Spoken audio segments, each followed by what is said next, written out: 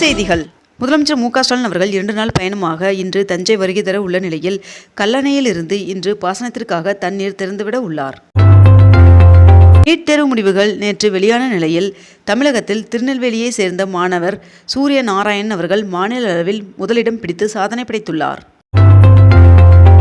இன்று TNPSC group 1 தேர்வு நடைபெற உள்ளது. அரசுமுறை பயணமாக கனடா, குரோஷியா ஆகிய நாடுகளுக்கு பிரதமர் நரேந்திர மோடி அவர்கள் இன்று புறப்பட்டு வருகின்ற 19ஆம் தேதி மீண்டும் தனது பயணத்தை நிறைவு செய்கிறார் என்று தெரிவிக்கப்பட்டுள்ளது.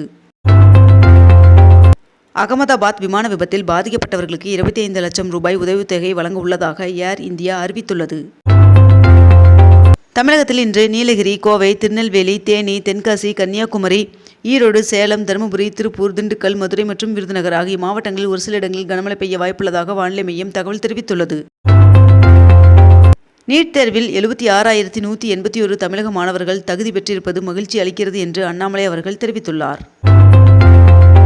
வானிலை எச்சரிக்கையின் காரணமாக கடலூர் துறைமுகம் மீனவர்கள் 2 நாட்கள் கடலுக்கு செல்ல தடை விதிக்கப்பட்டுள்ளது. இளங்கலை நீட் நுழைவுத் தேர்வு முடிவுகளை தேசிய தேர்வுகள் முகமை தற்பொழுது வெளியிட்டுள்ளது. இந்நிலையில் மகேஷ்குமார் என்னும் ராஜஸ்தான் மாணவர் முதலிடம் பிடித்துள்ளார்.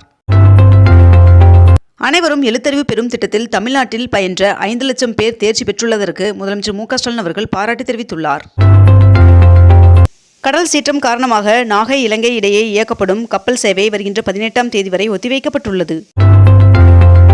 தமிழ்நாடு சட்டப்பேரவை கூட்டத்தொடரில் நிறைவேற்றப்பட்ட 18 மசோதாக்களில் 15 மசோதாக்களுக்கு ஆளுநர் RN ரவி அவர்கள் ஒப்புதல் வழங்கியுள்ளதாக தகவல் வெளியாகியுள்ளது. அரசு கலை அறிவியல் கல்லூரிகளில் இளங்கலை மாணவர் சேர்க்கையில் பொது பிரிவினருக்கான கலந்தாய்வு நேற்று நிறைவடைந்தது. தொடர் மழையின் காரணமாக குற்றால அருவியில் குளிக்க 2வது நாளாக தடை விதிக்கப்பட்டுள்ளது. 22 கேரட் ஆபண தங்கத்தின் விலை சவரனுக்கு 200 ரூபாய் அதிகரித்து ஒரு சவரன் 74,560 ரூபாய்க்கு விற்பனையாகிறது. அதேபோல் 1 கிராம் வெள்ளியின் விலை 120 ரூபாய்க்கு விற்பனை செய்யப்பட்டு வருகிறது. அகமதாபாத்தில் விமான விபத்தில் உயிரிழந்த குஜராத் முன்னாள் முதல்வர் விஜய் ரூபானி அவர்களின் குடும்பத்தினரை பிரதமர் நரேந்திர மோடி அவர்கள் நேரில் சந்தித்து ஆறுதல் தெரிவித்தார். 2025-26ஆம் கல்வியாண்டிற்கான நாள்காட்டியை பள்ளி கல்வித்துறை வெளியிட்டுள்ளது.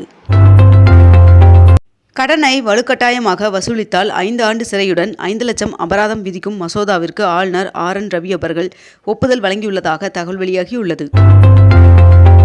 தஞ்சாவூருக்கு முதலமைச்சர் மு க ஸ்டாலின் அவர்கள் இன்று 2 நாள் பயணமாக வருகை தர உள்ளார்.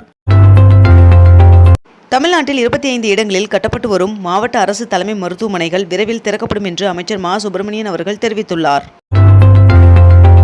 1000 கோடி ரூபாய் மதிப்பீட்டில் காவேரி கூட்டு குடிநீர் திட்டப் பணிகள் முடியும் தருவாயில் உள்ளது என்று அமைச்சர் சக்கரபாணி அவர்கள் தகவல் தெரிவித்துள்ளார். மேட்டூர் அணையிலிருந்து டெல்டா பாசனத்திற்கு திறக்கப்படும் நீரின் அளவு வினாடிக்கு 10,000 கனஅடியிலிருந்து 6,000 கனஅடியாக குறைக்கப்பட்டுள்ளது. தமிழகத்தில் 61 நாள் மீன்பிடி தடைக்காலம் இன்று நள்ளிரவுடன் நிறைவடைகிறது. விபத்திற்குள்ளான ஏர் இந்தியா விமானத்தின் கருப்பு பெட்டி மீட்கப்பட்டுள்ளது. அமைச்சர் அன்பில் மகேஷ் அவர்களின் தலைமையில் வருகின்ற ஜூன் 23, 24 ஆகிய 2 நாட்கள் பள்ளி கல்வித்துறையின் செயல்பாடுகள் குறித்து சென்னையில் ஆய்வுக் கூட்டம் நடத்தப்பட உள்ளதாக தெரிவிக்கப்பட்டுள்ளது. தமிழக அரசின் குடிமைப் பணி தேர்விற்கான பயிற்சி வகுப்பு வருகின்ற 18ஆம் தேதி தொடங்கும் என்று தெரிவிக்கப்பட்டுள்ளது. TNPSC குரூப் 1 முதன்மை தேர்வானது இன்று நடைபெற உள்ள நிலையில் இன்று நடைபெற இருந்த சென்னை பல்கலைக்கழகத்தின் தொலைதூர கல்வி செமஸ்டர் தேர்வுகள் ஒத்திவைக்கப்பட்டுள்ளது. குத்தம்பாக்கம் பேருந்து நிலையம் ஆகஸ்ட் மாத இறுதிக்குள் மக்கள் பயன்பாட்டிற்கு கொண்டுவரப்படும் என்று கொளத்தூரில் அமைச்சர் சேகர்பாபு அவர்கள் தெரிவித்துள்ளார். 120 நாட்களுக்கு 5,184 மில்லியன் கன அடிக்கு மிகாமல் பவானிசாகர் அணையிலிருந்து தண்ணீர் திறந்துவிட அரசு ஆணையிட்டுள்ளது. அமைச்சர் சாமிநாதன் அவர்கள் மற்றும் அமைச்சர் சேகர்பாபு ஆகியோர் சென்னையில் அச்சக பணியாளர்களுக்கு புதிதாக கட்டப்பட்டு வரும் குடியிருப்புகளை நேரில் பார்வையிட்டனர். கீழடி வரலாற்றை அழிக்க முயற்சி செய்து வருவதாக முதலமைச்சர் மு க ஸ்டாலின் அவர்கள் குற்றம் சாட்டியுள்ளார். திருச்சி பழைய விமான நிலையத்தை நட்சத்திர ஹோட்டல் வணிக வளாகமாக மாற்ற திட்டமிடப்பட்டுள்ளதாக தகவல் வெளியாகியுள்ளது. மருத்துவ கழிவு கொட்டுபவர் மீது குண்டாஸ் போடும் சட்ட மசோதாவிற்கு ஆளுநர் RN ரவி அவர்கள் ஒப்புதல் வழங்கியுள்ளார். நீலகிரி மாவட்டத்திற்கு இன்றும் நாளையும் அதிக கனமழைக்கான ரெட் அலர்ட் விடுக்கப்பட்டுள்ளது. நாமக்கல் மாவட்டத்தில் 321 சத்துணவு சமையல் உதவியாளர் பணிக்கான நேர்காணல் தொடங்கி நடைபெற்று வருகிறது.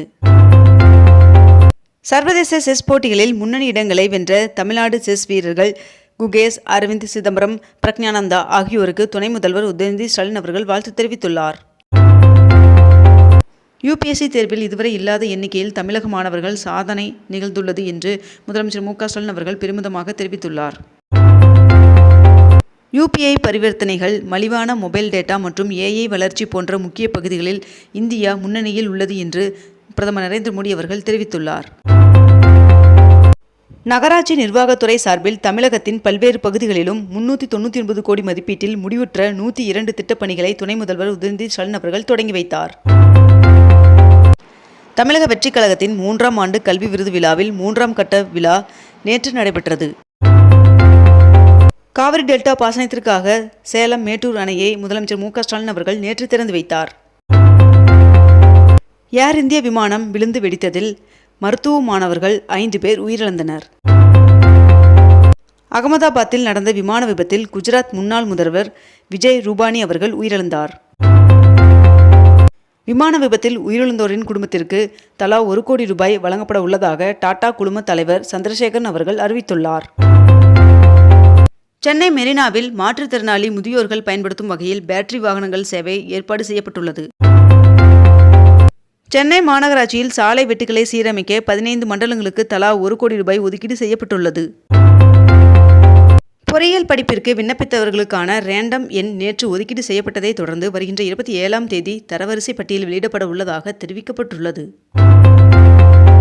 கலைஞர் அறக்கட்டளை சார்பில் நலிந்தோர் 8 பேருக்கு தலா 25,000 நிதியுதவியை முதலமைச்சர் மு.க. ஸ்டாலின் அவர்கள் வழங்கினார். தமிழகத்தில் 33,312 சுய உதவி குழுக்களுக்கு 3,134 கோடி ரூபாய் வங்கிக் கடன் இணைப்பு வழங்கும் திட்டத்தை துணை முதல்வர் உதயநிதி ஸ்டாலின் அவர்கள் தொடங்கி வைத்தார். வருகின்ற ஜூலை 7ஆம் தேதி திருச்செந்தூர் சுப்பிரமணிய சுவாமி கோவிலில் மகா கும்பாபிஷேகம் நடைபெற உள்ளதால் குடமுழுக்கு பணிகளை மேற்பார்வையிடவும் வக்தர்களுக்கு வசதிகள் ஏற்படுத்தவும் தமிழக அரசு சிறப்பு அதிகாரிகளை நியமித்து உத்தரவிட்டுள்ளது. 151 கோடி ரூபாய் மதிப்பீட்டில் வணிக வளாகத்துடன் சென்னை மந்தவெளி பேருந்து முனையம் நவீனமயமாக்கப்படுவதாக தகவல் வெளியாகியுள்ளது. சென்னை விமான நிலையத்திற்குள் மழைநீர் தேங்காமல் தடுக்க கால்வாய் கட்டும் பணியை தொடங்கியுள்ளது இந்திய விமான நிலைய ஆணையம். பள்ளிகளில் நடத்தப்படும் பயிற்சி மையங்களை தடை செய்ய வேண்டும் என்று தமிழக அரசிற்கு மாநில கல்விக் கொள்கை பரிந்துரை செய்துள்ளதாக தகவல் வெளியாகியுள்ளது. ஜூலை 1ஆம் தேதி முதல் தட்கல் ரயில் டிக்கெட்டுகளை பெற ஆதார் எண் கட்டாயம் என்று ரயில்வே அமைச்சகம் அறிவித்துள்ளது. இத்துடன் இன்றைய தலைப்புச் செய்திகள் நிறைவடைகின்றன. மேலும் இதுபோன்ற அண்மை தகவல்களை உடனுக்குடன் தெரிந்து கொள்ள அக்னிபூ சேனலை சப்ஸ்கிரைப் செய்து கொண்டு தொடர்ந்து இணைந்திருங்கள். நன்றி, வணக்கம்.